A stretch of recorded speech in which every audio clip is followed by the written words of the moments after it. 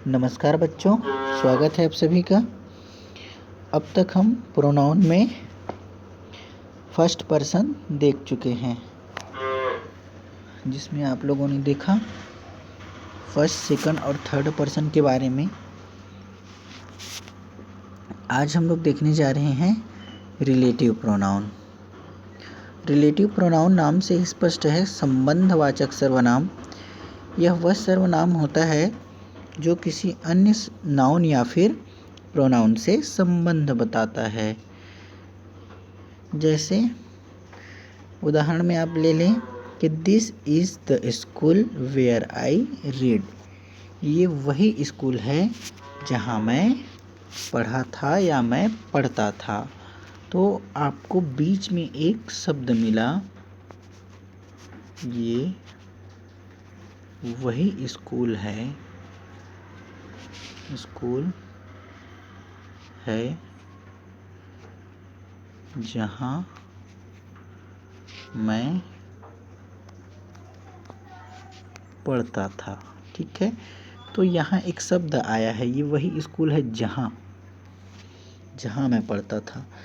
तो ये जो शब्द है ये संबंध स्थापित कर रहा है नाउन के बीच में। ठीक है, जगह के बारे में बता रहा है कि ये वही स्कूल का मतलब एक इमारत ले लो, कोई वस्तु ले सकते हो। ठीक है, तो ये वही स्कूल है जहाँ मैं पढ़ता था। तो जहाँ शब्द आया है जिसके लिए अंग्रेजी में वेयर यूज़ किया है, this is the school where I read.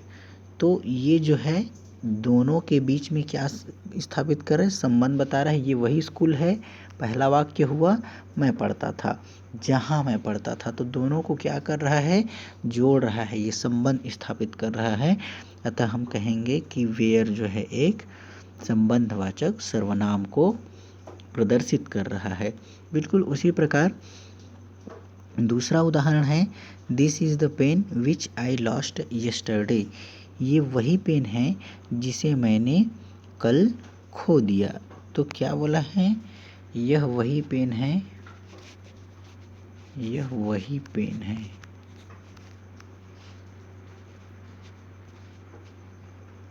जिसे मैंने कल खो दिया। अब मैं यहाँ पर दो वाक्य मुझे मिले, यह वही पेन है और मैंने कल खो दिया। तो एक शब्द आया है जिसे, जिसे शब्द जो है वो दोनों के बीच को क्या कर रहा है, जोड़ रहा है, दोनों के बीच में संबंध बना रहा है। और इसके लिए जो वर्ड यूज हुआ है वो है विच। तो इस शब्द को हम लोग बोलेंगे कि ये रिलेटिव प्रोनाउन को बता रहा है बच्चों। ठीक है,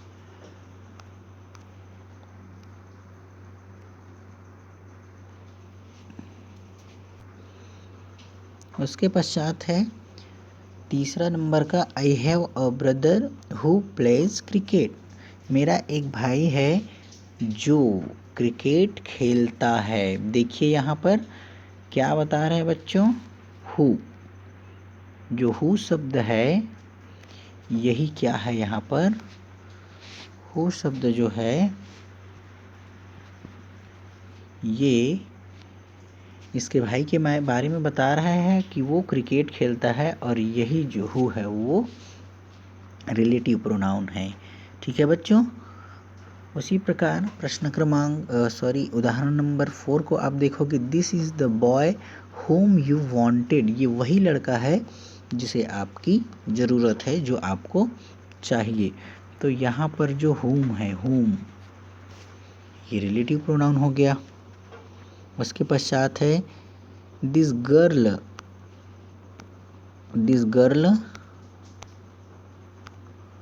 whose work got the prize is the youngest। ये वही लड़की है जो सबसे कम उम्र में प्राइज जीती है या पुरस्कार पाई है। तो ये जो whose शब्द आ रहा है बेटा, whose, ठीक है, ये क्या है, रिलेटिव प्रोनाउन है। मैं बार बार बोल रहा हूँ कि दो वाक्य रहेंगे और उन दोनों वाक्यों को आपस में जोड़ने के लिए जिस सर्वनाम का प्रयोग करेंगे हम लोग उसे बोलेंगे रिलेटिव प्रोनाउन। अभी हमने हु के बारे में देखा, हुम के बारे में देखा, हुज के बारे में देखा, वेयर के बारे में देखा, ठीक है, विच के बारे में देखा। उसी प्रकार उदाहरण नंबर 6 जो है, I do not know what he wants, मैं नहीं जानता कि वो क्या चाहता है।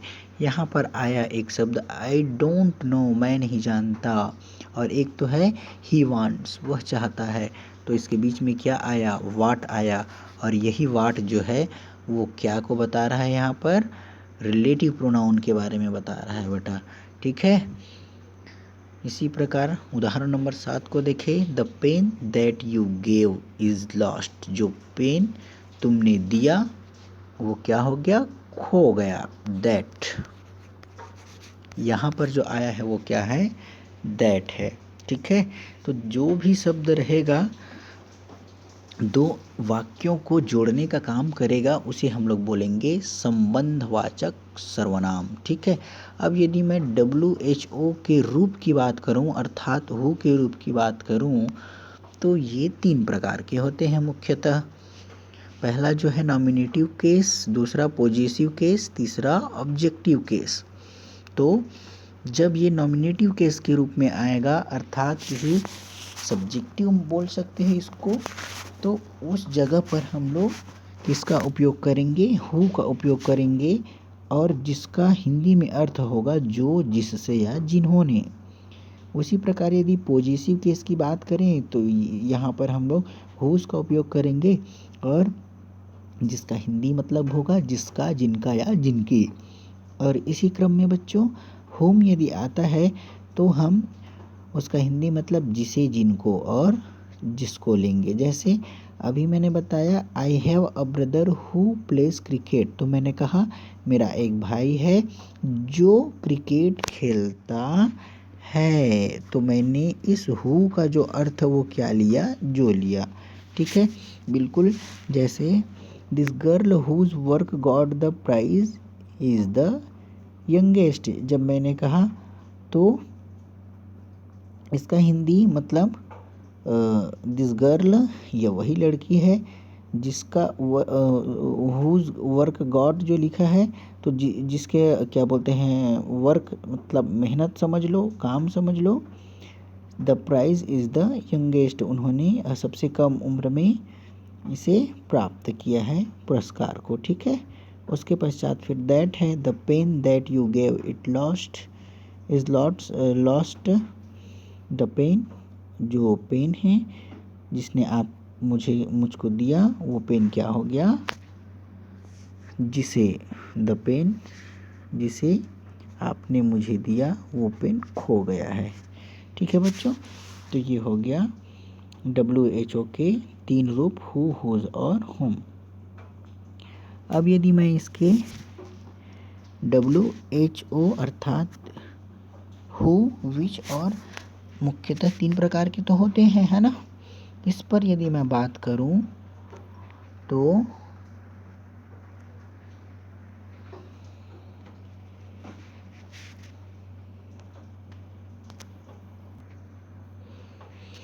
WH का जो प्रयोग है अर्थात हु का जो प्रयोग है वो मनुष्य के लिए एक वचन तथा बहुवचन दोनों के साथ होता है। कहने का मतलब जो है बेटा हु का जो प्रयोग रहेगा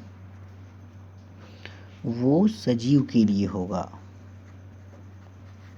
मनुष्य बोल दिया मतलब सजीव के लिए, एक वचन में भी होगा और बहुवचन में भी होगा।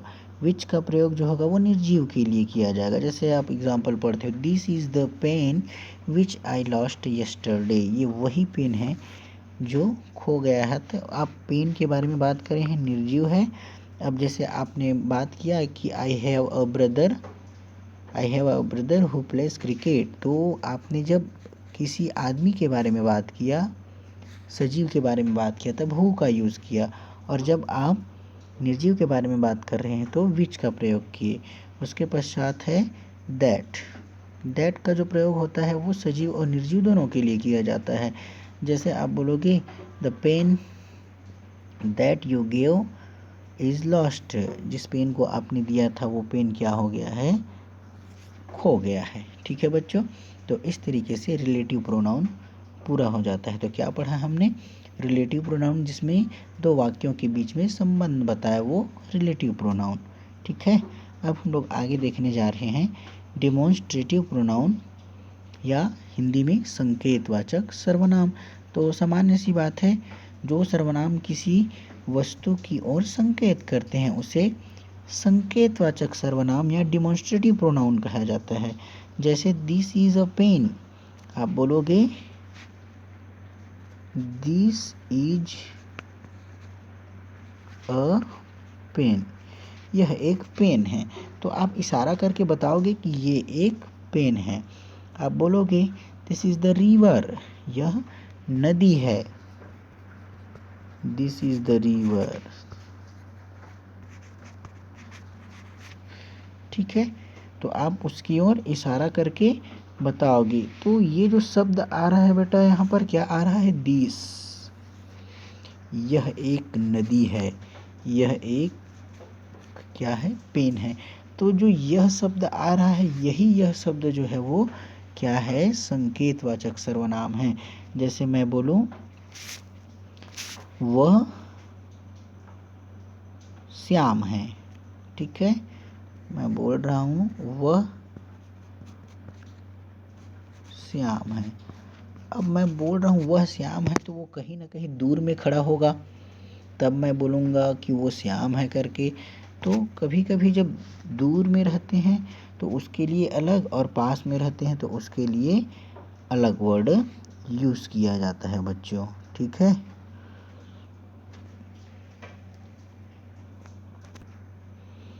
जैसे these are boys, these are,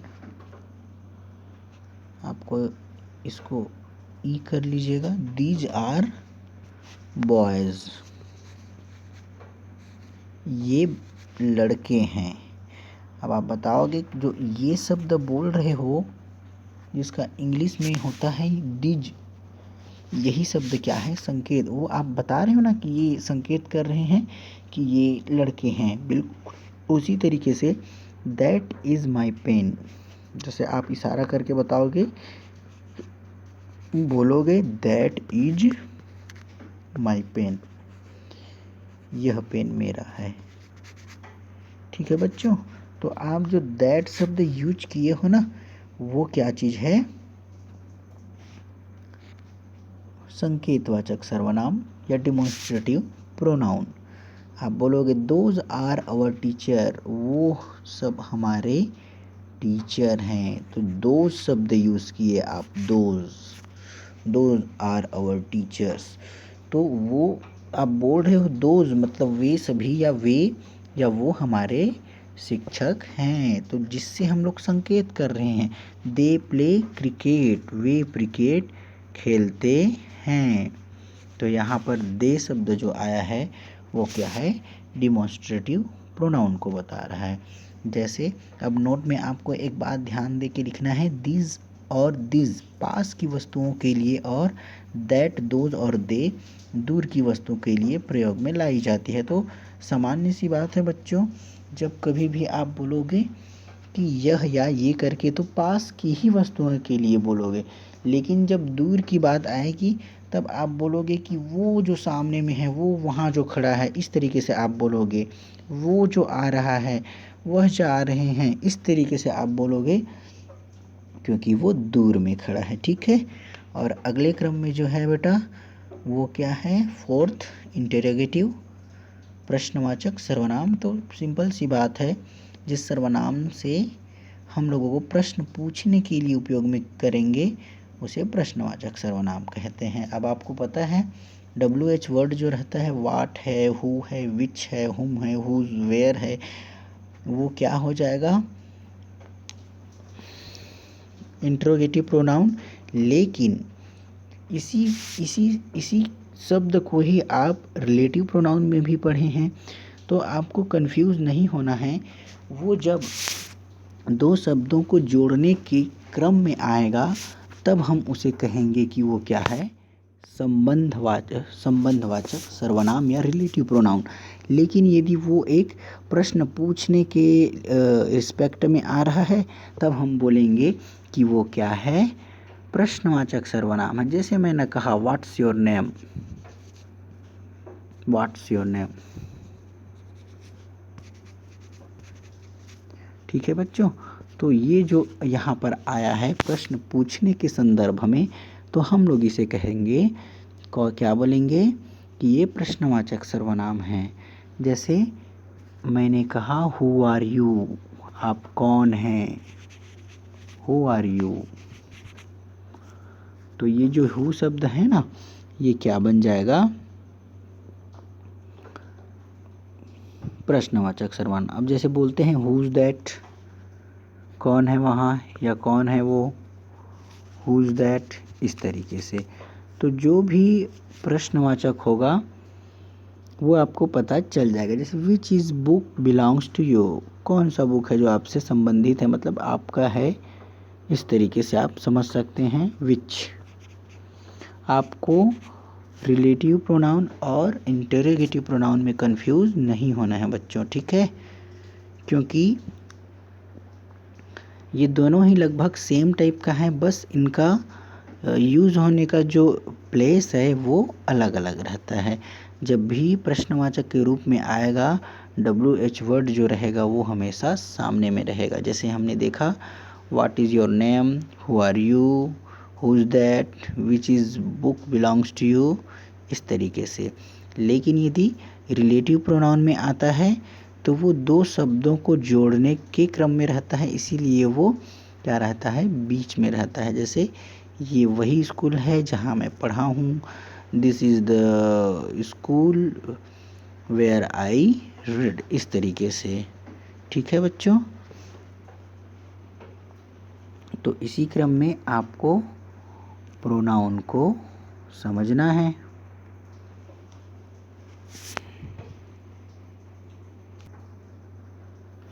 अगले क्रम में हम लोग 5वें प्रकार के बारे में चर्चा करेंगे। आज हमने देखे रिलेटिव प्रोनाउन, डिमॉन्स्ट्रेटिव प्रोनाउन और इंटेरोगेटिव प्रोनाउन। अगले क्लास में हम लोग देखेंगे 5वां, 6वां और 7वां। ठीक है, जो बच गए हैं जैसे रिफ्लेक्सिव प्रोनाउन जो बचा है, तो उनके बारे में हम लोग कल चर्चा करेंगे बच्चों। आपको यदि कोई समस्या आता है तो आप पूछिए और इन सब चीज़ों को अपनी अंग्रेजी ग्रामर कॉपी में लिखिए अच्छे से। ठीक है, धन्यवाद।